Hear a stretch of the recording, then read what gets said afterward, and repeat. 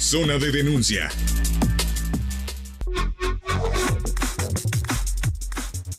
Una de la tarde con 34 minutos. Durante toda esta semana hemos abordado en entrevistas el tema de pues la prevención para este temporal de lluvias, sobre todo con elementos de protección civil de los municipios, del estado, obras públicas el día de ayer de Tlajomulco. Y bueno, hoy para cerrar esta semana me da mucho gusto presentar y recibir aquí en cabina al maestro Luis Valdivia Ornelas. Es investigador del Departamento de Geografía y Ordenación Territorial del Centro Universitario de Ciencias Sociales y Humanidades de la UDG. Y pues también vamos a cerrar este tema hoy viernes con estas acciones, trabajos, obras que iniciaron apenas este año para tratar de inhibir en la zona metropolitana pues estas inundaciones ya cada vez más terribles, ¿no? Que causan más estragos, muertes y afectaciones patrimoniales. Hay 350 puntos de inundación ya identificados, maestro.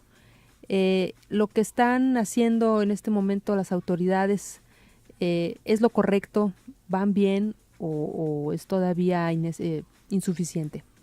Sí, gracias por la invitación, Elsa. Sí, mira, nosotros llevamos ya bastantes años trabajando el tema de las inundaciones en el área metropolitana. Uh-huh. Y consideramos que parte de las soluciones, o pues más bien mitigación, porque no hay una solución debido a que la ciudad se construyó a expensas de transformar radicalmente el entorno natural y con un rezago en infraestructura hidráulica de 4 o 5 décadas. Entonces, pues todas las acciones que se realizan básicamente tienden a mitigar el problema. Entonces, consideramos que es parte de la mitigación, pero no es, digamos, la solución completa al problema, sino implica toda una serie de acciones que van desde el aspecto de planeación urbana, van desde el aspecto de protección civil y van desde el aspecto de crear y modificar y actualizar los sistemas hidráulicos y de incorporar visiones, digamos, más complejas en torno a cómo enfrentar el problema de transformación de las condiciones medioambientales debido al rápido crecimiento en este caso del área metropolitana de Guadalajara. Sí, el caso, maestro, es que ya está urbanizado donde no debía, zonas altas, La Primavera, el Coli, todo eso, Zapopan ni se diga, por allá todos los arroyos de, pues donde está Acueducto y Patria, toda esta zona.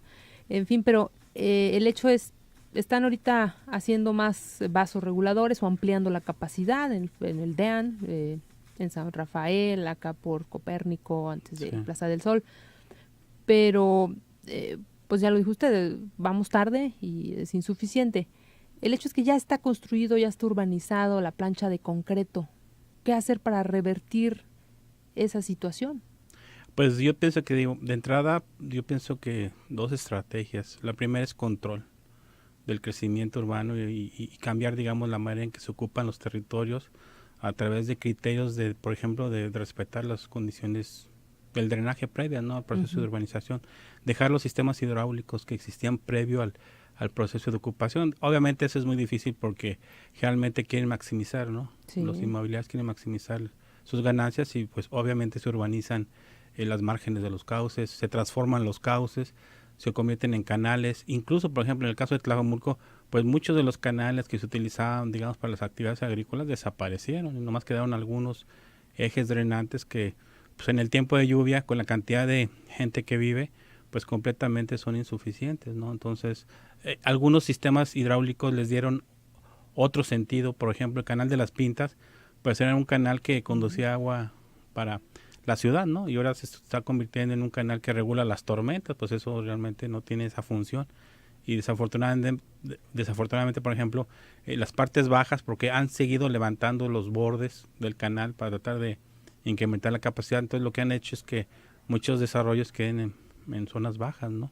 Propensas a que cuando se rompa el dique, que es de tierra, pues se generen serias inundaciones, como ya sucedió desafortunadamente en octubre del año antepasado, ¿no? Sí. Entonces pensamos que nosotros consideramos que tenemos que partir de un diagnóstico adecuado acerca del tamaño del problema, ¿no? ¿Hay ese diagnóstico por parte de la universidad? Por ejemplo, ¿están detectados estos 350 puntos de inundación? Sí, nosotros a lo largo de muchos años, a través de convenios de colaboración con instancias municipales, instancias estatales y con los propios recursos de la Universidad de Guadalajara, pues hemos construido una información pues que es básica y fundamental para poder entender el tamaño del problema a lo que nos enfrentamos, ¿no? Porque si no entendemos, digamos, el tamaño del problema a partir del diagnóstico, pues vamos haciendo acciones que a lo largo de los años no tienen mayor significado. Y por ejemplo, pues se actualizaron los sistemas hidráulicos en los 40, tratando, digamos, de mejorar las condiciones de escurrimiento de las aguas. No se solucionó. En los 60 se pensó que con la actualización de los canales y disminuir la presión sobre el canal, el colector o el antiguo río de San Juan de Dios, se iban a resolver los problemas. Tampoco se resolvieron. Entonces pensamos que pues no hay recurso y aparte pues no es la manera, digamos, de enfrentar el problema, ¿no? Tendríamos que incorporar pues una visión distinta de cómo tenemos que manejar la ciudad. Y por ejemplo, ¿no? Para dar un dato, el tema, por ejemplo, de que todas las zonas se urbanizaron, una manera de tratar de disminuir la escorrentía, que es el agua que corre por las calles, es, por ejemplo, una acción muy sencilla, entre comillas, es incrementar la cobertura vegetal, ¿no? La cobertura vegetal, de acuerdo con los estudios del IMTA, que es el Instituto Mexicano de Tecnología del Agua, capta entre el 8 y el 22% de la lluvia de una tormenta. Entonces son datos muy significativos. Es muy poco. De una tormenta. El 22% de agua de una tormenta, nomás la lluvia es captada por la vegetación. Entonces casi, digamos, un tercio del agua de una tormenta en un evento, pues, puede ser captada. Por ejemplo, un elemento como puede ser la vegetación, ¿no? Y sobre todo, por ejemplo, tenemos que, bueno, a partir del diagnóstico, tenemos que establecer, digamos, una estrategia de poder abordar las zonas con más recurrencia, las zonas más sensibles y las zonas donde hay más población y las zonas donde se ven más afectados los habitantes, ¿no? Claro, y que en este caso pues, sería reforestar, generar parques o áreas verdes extensas para que, bueno, pues esto ayude a la captación y además de que no hay infraestructura para captación de agua de lluvia. Sí, ¿no? Se apostó desde que se hizo el colector San Juan de Dios, justificando pues que era una cloaca, que era una zona maloliente. Se justificó y se pensó que sustituir un cauce natural que tiene una ribera que se puede inundar en temporal de lluvia, se pensó que el colector iba a sustituir esa capacidad y nos dimos cuenta que no, en el mejor de los casos, porque en otros casos, como por ejemplo arroyos que se llamaban del Arenal o el Chicalote, pues literalmente desaparecieron, ni siquiera fueron sustituidos por colectores. Entonces pues las calles se han convertido en esos cauces naturales y esos colectores incapaces de poder conducir el agua de lluvia. Ahora, se sabía perfectamente, tenemos un conocimiento en un principio empírico y después técnico, pues que Guadalajara, el patrón de precipitaciones son a través de lluvias muy intensas, ¿no? Entonces se sabía que era un patrón de comportamiento natural del clima de Guadalajara y en función de eso debimos de haber tomado nuestras precauciones, ¿no? Pero no es que cambió, ahora sí no es culpa del cambio climático, de que ya caen tormentas más fuertes. No, nosotros tenemos documentado en 1941 una de las tormentas más intensas registradas en los últimos 100 años y más o menos se tiene documentado que entre 80 y 120 milímetros cayó de agua en la ciudad de Guadalajara. Entonces realmente tormentas pico que tienen periodos de 100 años, que en el clima realmente son, digamos, muy seguidas, pues todavía no las hemos experimentado. Hemos experimentado lluvias muy fuertes, pero no las más fuertes para un periodo de observación de 100 años. Menos para periodos de observación de 200, 300 años, que se necesita esa información cuando se trata, digamos, de hacer infraestructura urbana para la ciudad. Pues, en tantos años ya nos ahogamos si seguimos así. Entonces ahora, por ejemplo, con el tema del crecimiento urbano y de la impermeabilización, pues ya no se necesitan tormentas muy intensas también. Con cualquier lloviznita. Con cualquier que aquí en Guadalajara es muy característico, se sorprenden muchos visitantes de otros estados o de la capital del país, que aquí caen unos chubascos, tormentones, a lo mejor momentáneamente por unos media hora, una hora, pero se cae el cielo y ya después... Más tranquilo. Digamos, es el pico de comportamiento de las tormentas. Por ejemplo, nosotros tenemos información que en 1770 había un sistema de alertamiento temprano de la población. Es decir, observaban las nubes que estaban desarrollando a lo largo de todo el frente de la barranca, que sería la parte noreste de la ciudad, Y cuando se empezaban a desarrollar estas grandes nubes, ¿no? Cúmulos nimbos, entonces se subía la gente y tocaba las campanas y la gente se guarecía y ya no salía en las tardes, más que pues ahorita, o sea, lo que menos vemos es el cielo, ¿no? Nos interesa ver. Pero con la tecnología se cuenta. Claro, ¿no? ahorita, por ejemplo, hay un radar, entonces yo pienso que eso combinado con el tema del mapa de zonas susceptibles y zonas más peligrosas a inundaciones, podemos hacer un modelo de comportamiento, ¿no?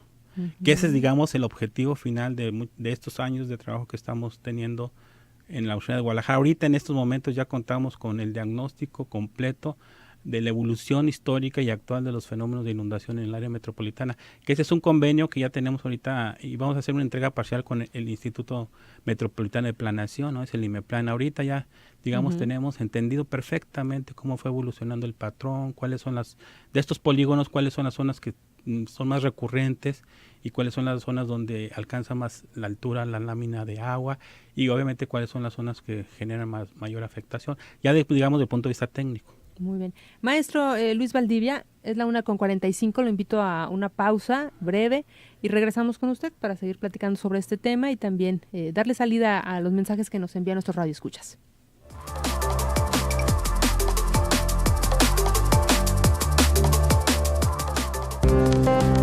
Observa y decide. Zona 3, 91.5 FM.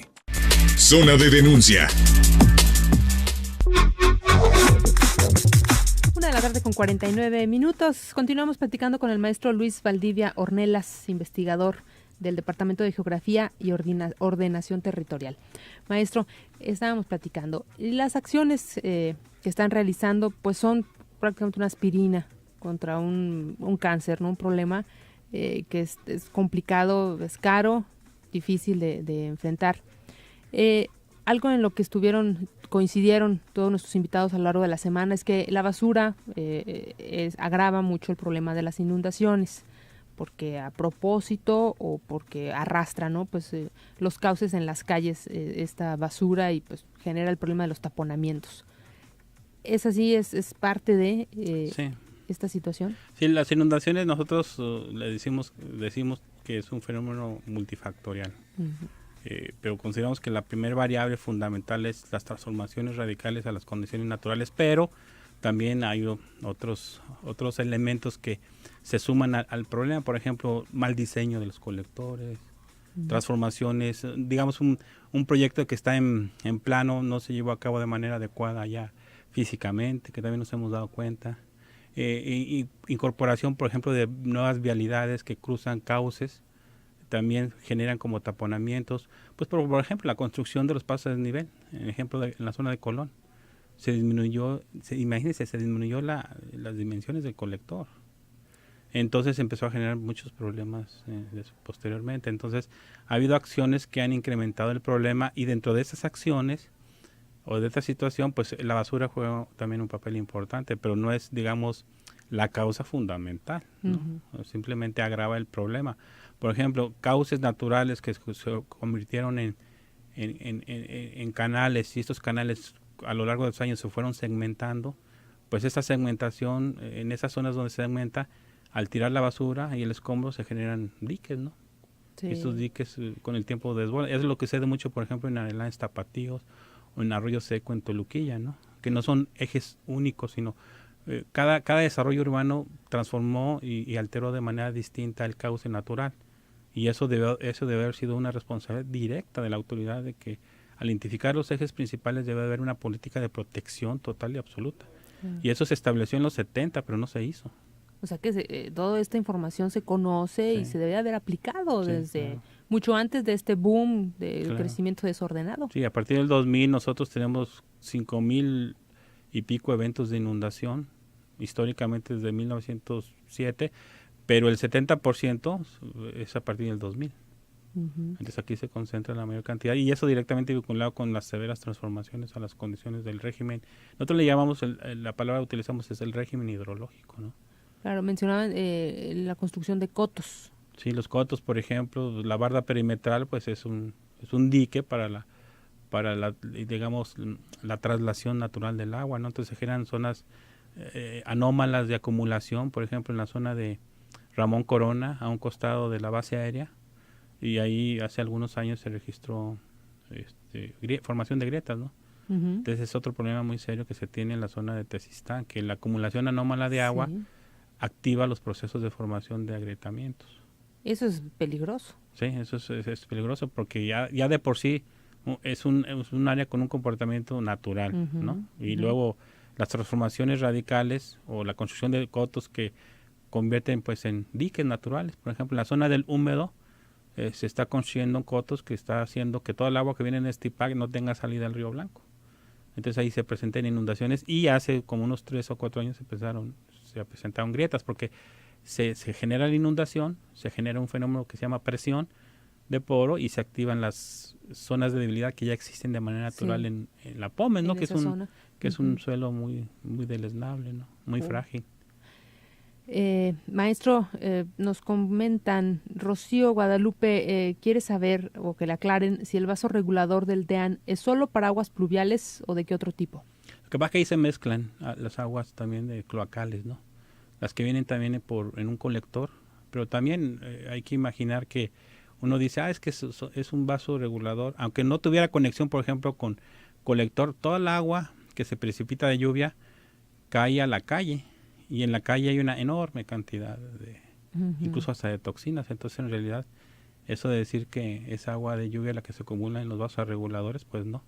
Porque, digamos, limpia toda la suciedad de la calle. Y a veces tiene los mismos valores de contaminación que el agua que va sobre el colector. Sí.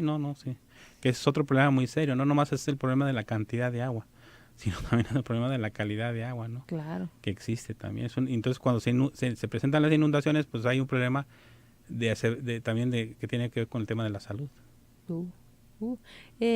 Terminación 2574 le manda felicidades al invitado, que explica con mucha sencillez y claridad. ¿Habría un verdadero cambio cuando los gobiernos escuchen a los verdaderos especialistas y cuando comprendamos que no se debe encementar cada pedacito de tierra en las banquetas y cuando dejemos de tirar basura en la calle? Gracias por su comentario. Jorge Torres nos comparte si las desarrolladoras son en gran parte el problema por urbanizar en zonas de riesgo. ¿Por qué los gobiernos siguen soltando permisos y permitiendo desarrollos? Pues, sí, por ejemplo, ahorita se me hace curioso que las zonas más altas, nosotros entendemos que hidrológicamente son las zonas más sensibles, son las zonas que generan la mayor cantidad de escorrentía. Por ejemplo, son el Cerro del Cuatro, el Gachupín, el Tesoro, la parte esta que está en la parte posterior entre acueducto y periférico, y bueno, no se diga la Campana, no se diga en la zona de la Primavera, y curiosamente estas zonas son las que se están urbanizando y con una infraestructura que nosotros le llamamos coeficiente de escorrentía total, es decir, se infiltra cero.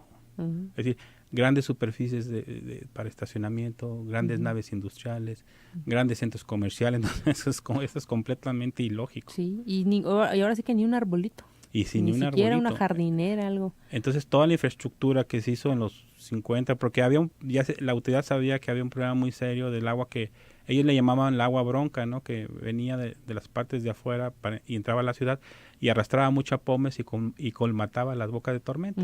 Hace muchos años el problema no era la basura, el problema era la pomes, ¿no? Que era arrastrada y que caía a las alcantarillas. Entonces hicieron un sistema de captación de agua que empezó en los 20 y que se consolidó en los 30 y 40 y que afortunadamente una parte de ella se recuperó. Por ejemplo, el Canal del Sur, que es el que bordea todo el Cerro del Cuatro, el Canal Santa Catalina, por ejemplo, que desafortunadamente alguien se le ocurrió hacer digamos, un pequeño parque lineal, pero digamos esa infraestructura tenía otro sentido, ¿no? De captar, retener, infiltrar, ¿no? Porque pues las tormentas como son tan intensas, el agua que se genera es grandes volúmenes de manera instantánea, ¿no? Sí, entonces pues cualquier colector no tiene la capacidad de poder movilizar esa gran cantidad de agua, ¿no? Entonces se necesita políticas que ayuden a retener, primero a interceptar el agua, a retenerla y a retener en las partes altas. Y ahorita, como comento, ¿no? Toda la zona de Bugambiles, en la parte alta, pues se está urbanizando. En la zona de Santa Anita se está urbanizando. El Gachupín. En la zona ahorita, por ejemplo, que es una zona densa, o sea, es una zona densa con un coeficiente de escorrentía de, digamos, casi del 90%. Es decir, de lo que llueve, escurre el 90% y se infiltra el 10%. Entonces, pues ahora obviamente el problema cada vez va a ser mayor. Sí, nos comparte determinación 2275 que referente al problema de zonas de riesgo. Primero crean los problemas, después los tratan de solucionar. Desde hace ya años debería de delimitarse las zonas donde se puede y no construir zonas habitacionales. En Arenales Tapatíos tiene muchísimos años que los paracaidistas se van comiendo parte del bosque y simplemente no se hace nada. Siguen extendiéndose sin que se ponga un alto. Las autoridades no previenen, reaccionan. Sí, tenemos que pasar de una política de reacción a una política de prevención necesariamente. Por el tema de más superficie, más gente, mucha gente es más pobre en zonas de mayor riesgo. Y esto si le incrementamos, por ejemplo, el tema del cambio climático, que en Guadalajara va a incidir en mayores tormentas, pues tenemos un escenario que la autoridad sí tiene que prestarle atención, necesariamente. Y bueno, el pretexto siempre ha sido es que es muy costoso, no nos va a alcanzar, pues tienen que empezar de algún lado. Sí, nosotros con ese diagnóstico ya estamos empezando a hacer como propuestas. Nosotros ya partimos ya del diagnóstico, ya entendemos lo que está sucediendo, ya identificamos las zonas con mayor problema.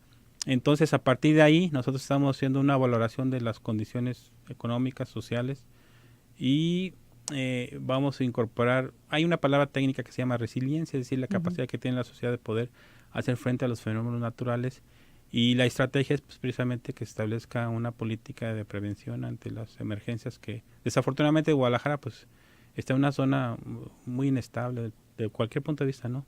Geológico, ambiental, tectónico, por ejemplo, los sismos que tenemos con epicentro en las barrancas del Santiago, pues el tema de inundaciones. También tenemos registro de tormentas vinculadas con a veces tornados, no los tornados que suceden en las grandes planicies, pero sí tornados que han llegado a afectar, por ejemplo, a la ciudad. Entonces, el tema de los riesgos es un tema que debe formar parte de la agenda de los responsables y de las políticas públicas. Pues bueno, ya al menos el IMEPLAN los está escuchando, considerando.